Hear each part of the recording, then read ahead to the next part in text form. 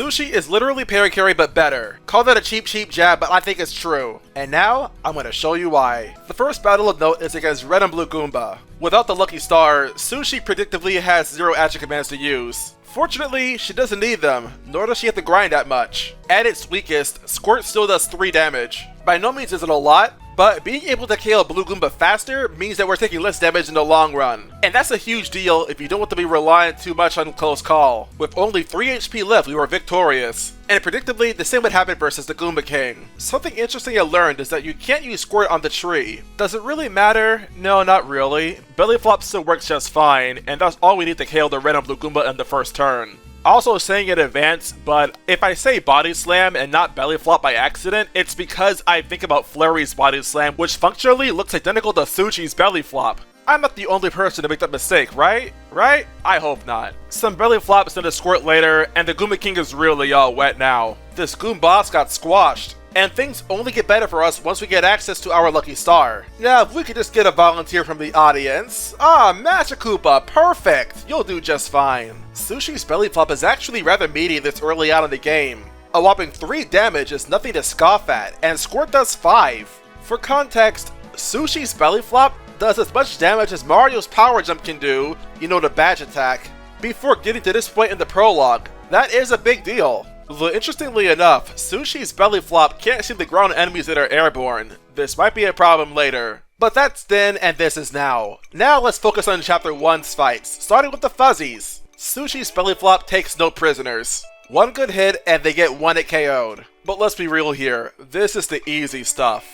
Things get a little more interesting though in Koopa Bros Fortress. Not much, but a little, just a little. Of course, we already know that Troopas cannot survive 2 Belly Flops from Sushie. And Bob-ombs only have 3 HP, so Belly Flop has no issue knocking them out in 1 shot. Which brings us to the Bill Blasters just before the Koopa Bros fight. Because Sushie's basic attack does at least more than 1 damage, it stands to reason that these Bill Blasters were not going to stand in her way. Squirt can also one-shot Bill Blasters if you get a max charge hit. So I dare say we're ready to start talking about the Koopa Bros. First up, the Trojan Bowser. Thanks to Sushie's raw power, 5 Belly Flops and it's gone. That's the easy part though. The hard part, however, are the Koopa Bros themselves.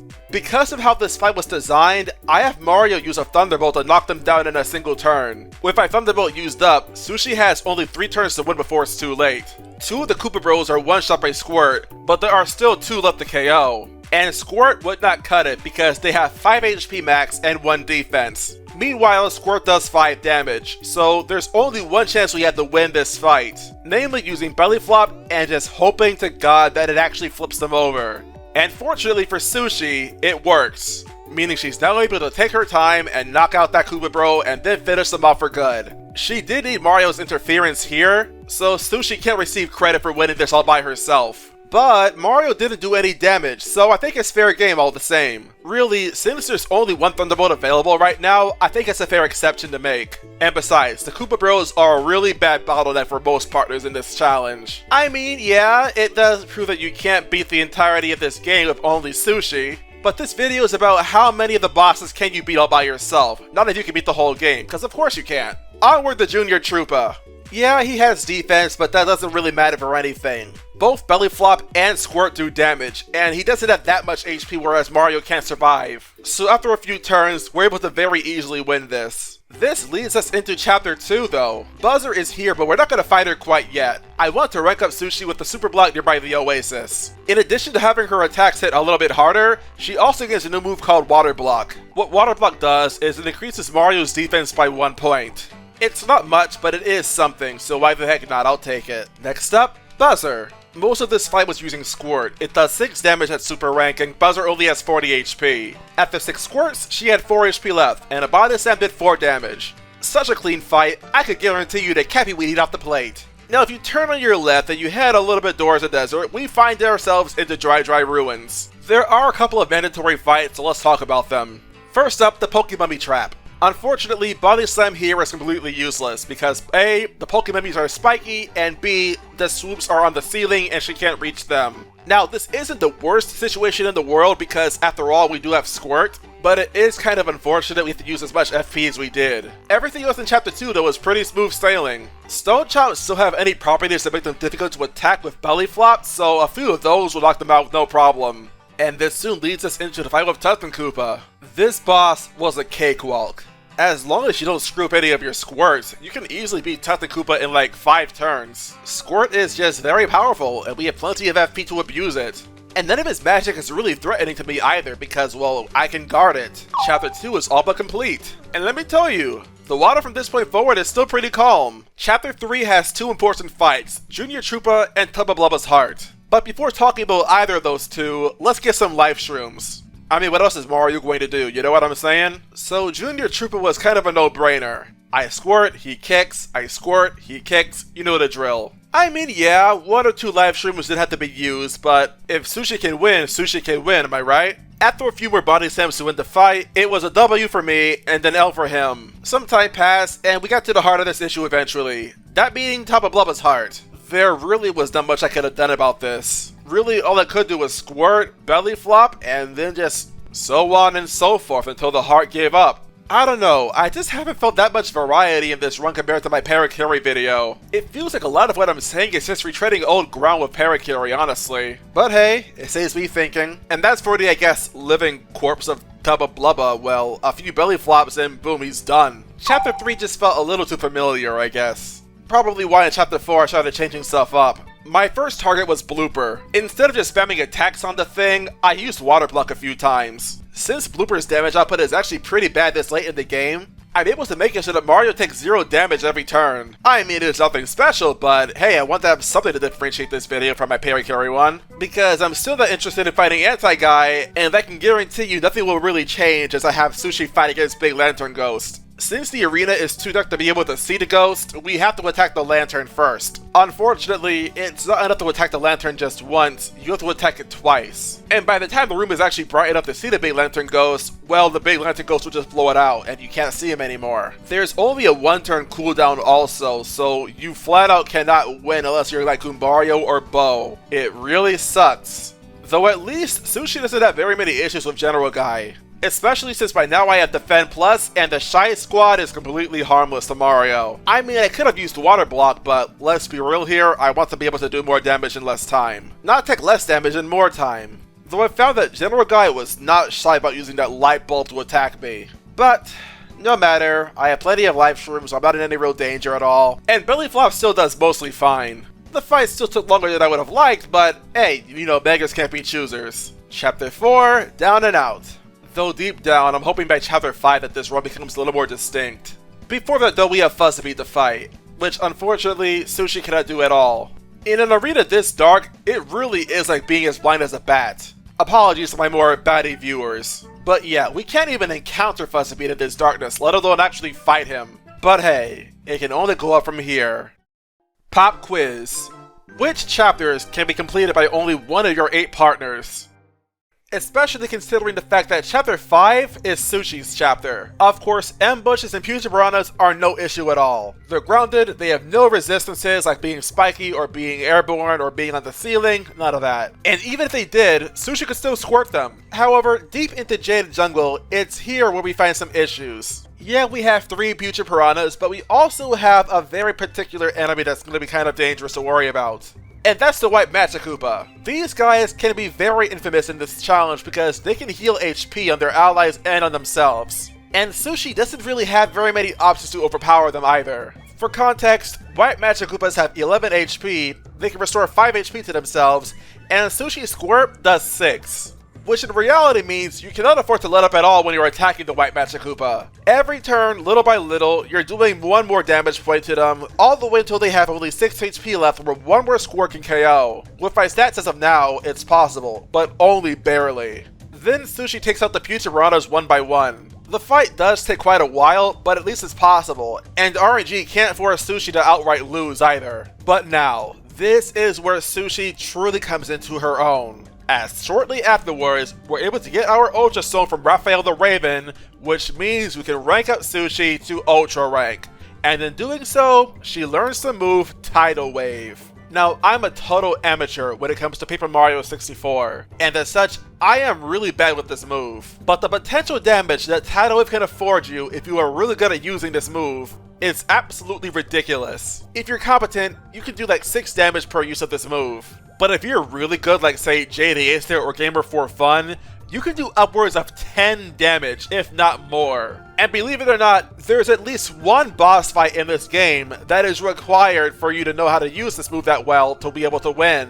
And despite saying that, there are 2 bosses within this video that we have to talk about using Tidal Wave that well. But fortunately, the 4-5 with Junior Troopa is not one of them. This kid has a lot to learn about swimming if he can lose like half of his max HP from doing just that. Take it from my friend, the Cheep Cheep Sushie. But seriously folks, you know how we have Squirt, right? Indirect, does like 6 damage per hit. Just 4 of those and we're on our way. Bye bye Junior Troopa. See you later.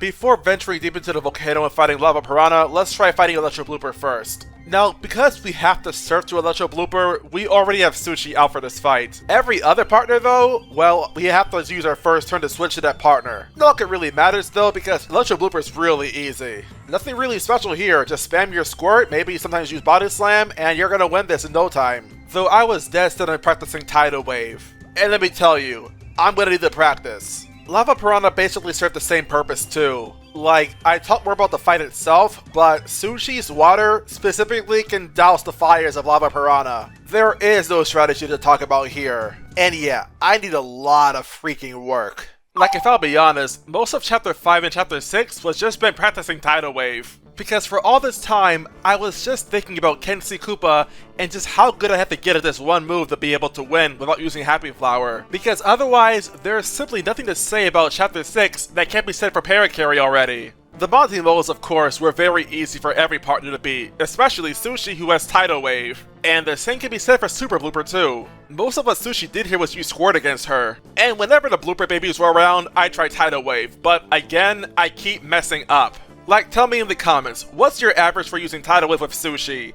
I try to get up to like 10 and 11s, but I frequently get 4s and 5s. Actually, between chapters 5 and 6, I mapped the C down button to my Y button on my Xbox controller. And I still have times where I confuse where the A and B buttons are because the controller I'm the most used to, the GameCube controller, has the A and B buttons swapped in their positions. Yeah, leave it to Nintendo to teach me the alphabet the wrong freaking way. Anyway, obviously, Sushie has no issue hitting anything that's in the air, so Lakitus, Spinies, and Lackluster are all possible. And on the note of Lackluster, well, I just use Squirt a bunch. There's really nothing else to it. And Yellow Magic Koopas have really nothing to add in any battle. Yeah, electrify those Lakitus, as if I can't use Squirt and Tidal Wave already. And finally, Huff and Puff. Simple as can be. Though once again, I took the time to try and practice Tidal Wave some more. Though in this fight, it's not very useful to get good Tidal Waves anyway. All that does here is just make it harder for Mario to mash the top puffs away. Though of course, we do want to use Tidal Wave because of how Huff and Puff is designed. Being able to quickly pick off all these top puffs all at once can do a lot to hinder his healing ability. It took only one attempt, and the 6th Star Spirit was rescued.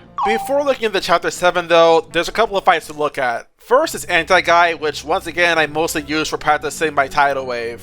But even ignoring that, this fight is not the interesting one.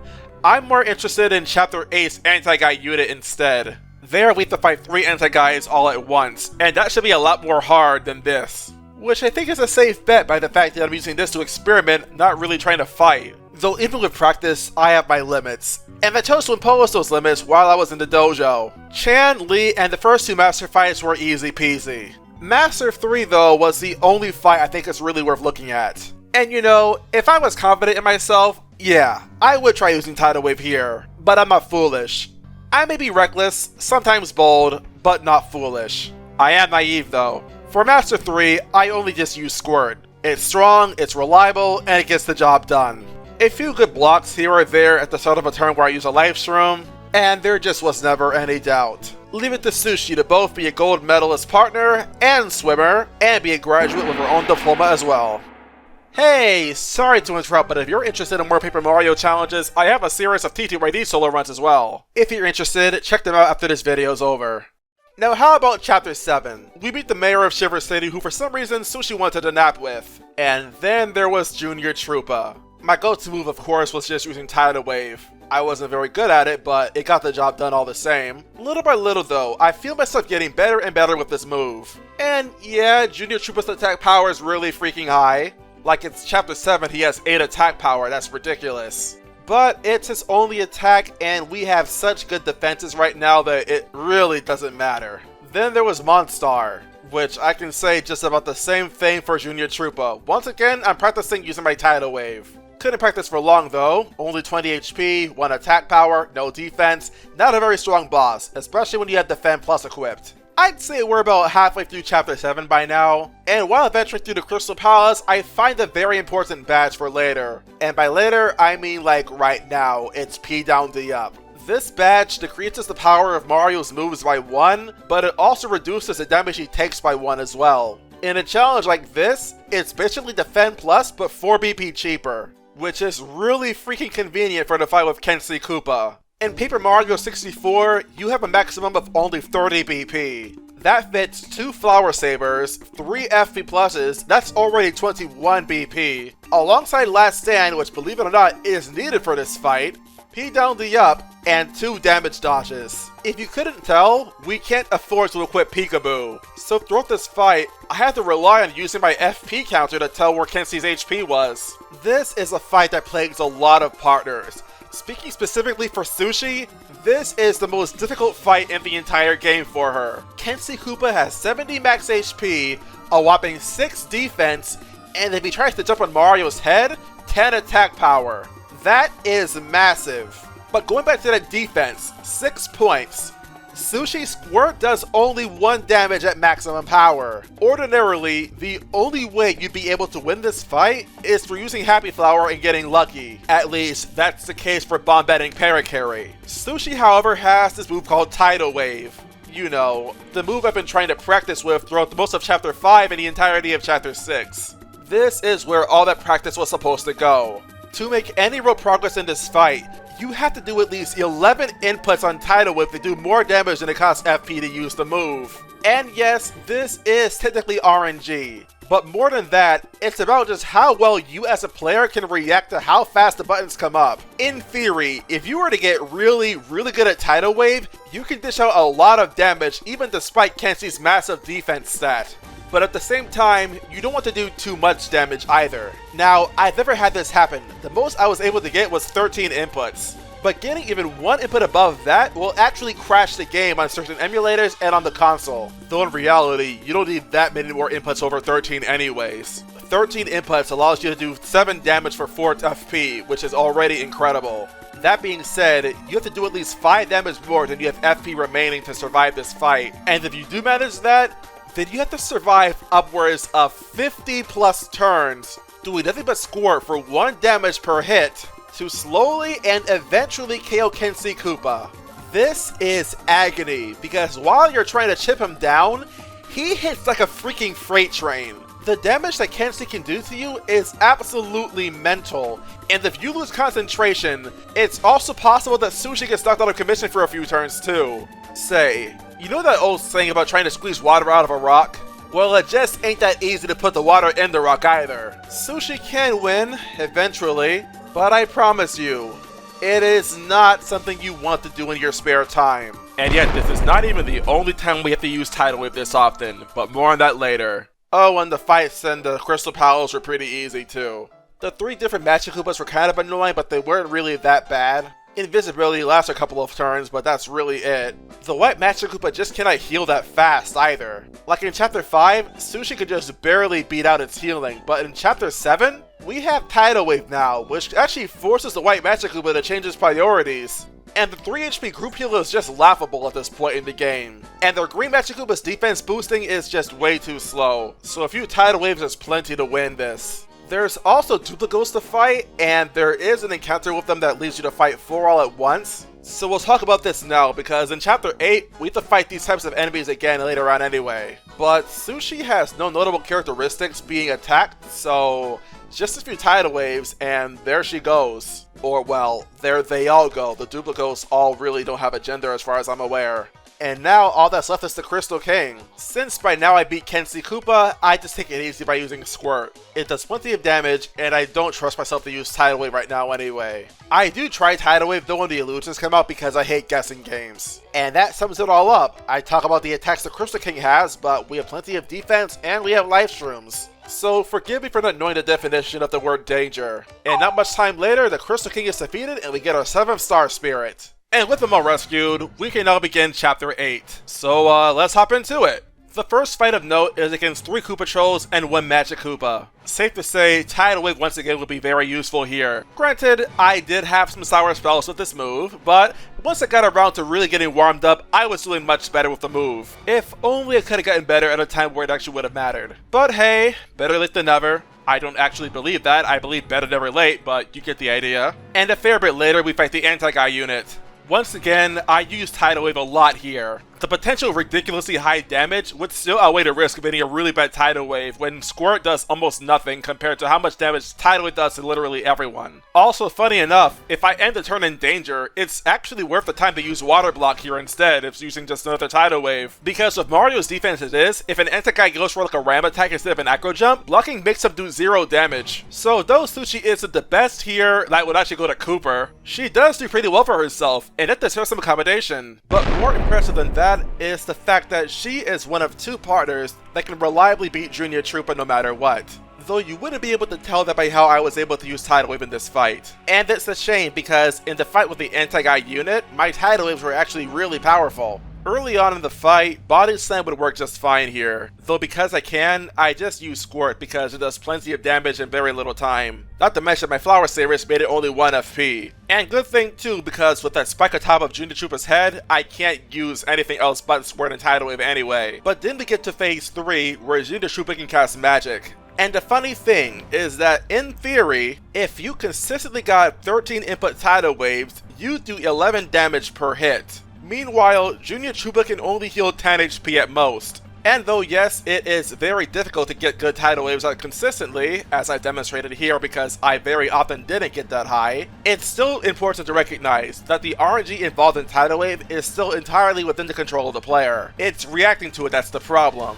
Whereas with other partners that require mashing the A button or like mashing the control stick in one direction, those moves vary in effectiveness based on the boss's individual status resistance. Yeah, Sushie has been rather blessed in this run, wouldn't you say? And all this leads up to Bowser in the hallway. And it's weird to think that Sushie has one of the easiest times with this boss. Not because of Tidal Wave, in fact, I don't even try it here. But it's actually because of Squirt and how powerful of a move it is. In the first 2 turns, Bowser takes a whopping 6 damage from Squirt.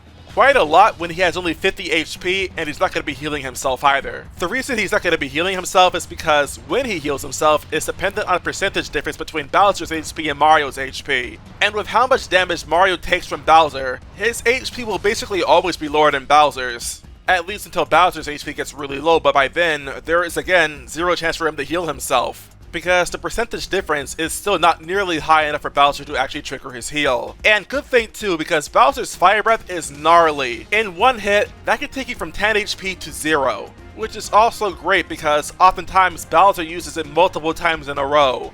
Once I had it happen where he used it 5 times in a row. And I'm convinced that the only reason Bowser didn't use it more than that is because at some point in this fight, he is forced to use the Shockwave Drain to try and knock my partner up for a few turns. Accounting for human error aside though, Sushie was not going to have very many issues here. And good thing too, because Sushie does not have time to mess around. With 1 final squirt, Sushie managed to fell a fully star-powered Bowser, which is where I must say I am fully content ending this run here. After all, it is impossible for Sushie to beat Final Bowser without Mario's help. And overall, I think Sushie may have been the best partner in this series.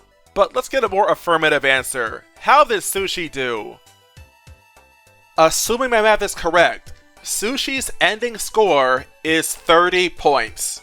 Yes, 30, out of a total possible 33. Ladies, gentlemen, and everyone in between, we have our first S-tier partner. And by extension, the highest ranking partner on the leaderboard. Even though Sushie struggled against all the gimmicky fights, you know, the Koopa Bros, Big Lantern Ghost, Fuzzipede, every other fight was possible. And not just possible, but even possible to guarantee. This is honestly unprecedented. I did not think any partner would be able to get an S rank before Mario, but lo and behold, she did. And that, my friends, the few of you I have, is just beautiful. We started from Bo, to Parakarry, to Watt, to Kooper, to Bombette, to Goombario, to Lackluster, to Sushie now, which leaves only one more character left. Click and watch on the screen right now, and I'll see you for the finale.